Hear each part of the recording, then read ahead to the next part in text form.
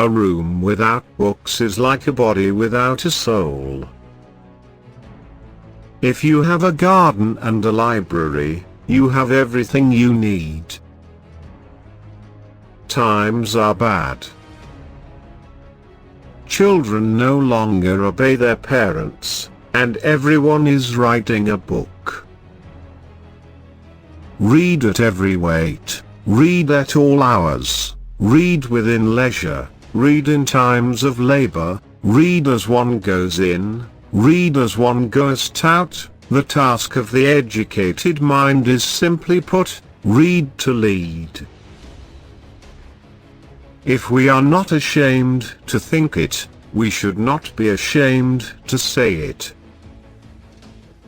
Friendship improves happiness, and abates misery, by doubling our joys, and dividing our grief. Gratitude is not only the greatest of virtues, but the parent of all others.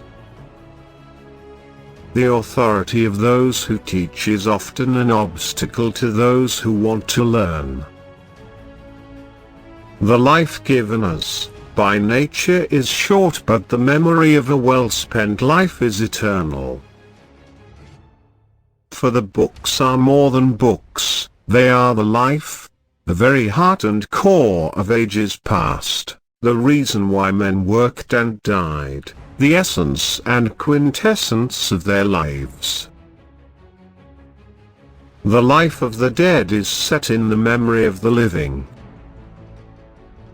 The face is a picture of the mind with the eyes as its interpreter.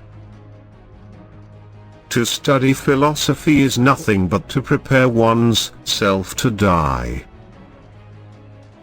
The life of the dead is placed on the memories of the living.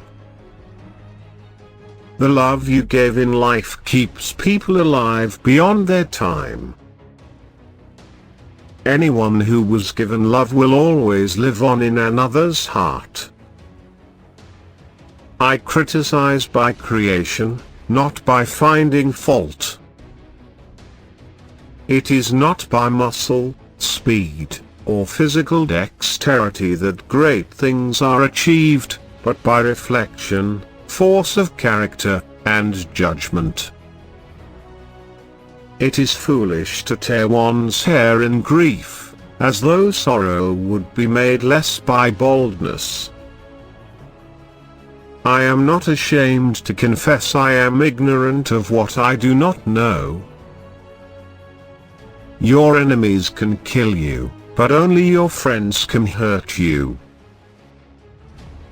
When you wish to instruct, be brief that men's minds take in quickly what you say, learn its lesson, and retain it faithfully. Every word that is unnecessary only pours over the side of a brimming mind. Our span of life is brief, but is long enough for us to live well and honestly. The enemy is within the gates. It is with our own luxury, our own folly, our own criminality that we have to contend. Knowledge which is divorced from justice may be called cunning rather than wisdom. Though silence is not necessarily an admission, it is not a denial, either. God's law is right reason. When perfectly understood, it is called wisdom. When applied by government in regulating human relations, it is called justice.